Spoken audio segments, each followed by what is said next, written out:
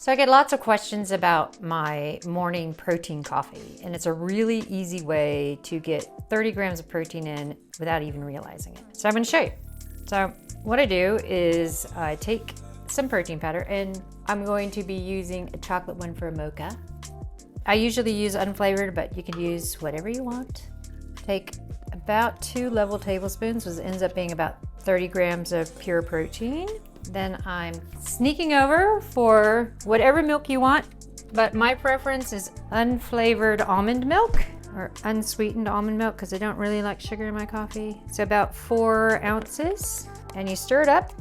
And note, you want it to be cold because if you put protein powder into anything hot, it becomes really ugly and gross. Just give it a stir. Then I'm taking my double shot of coffee, pouring it in there. Put my lid on, then I put it in the fridge, and it's ready to go first thing in the morning. And that is protein coffee. Super simple, and it's really easy. First thing in the morning, like I said, pre-training, you get your 30 grams, you start the day off. It's a way of stacking up that protein in a really easy, simple way.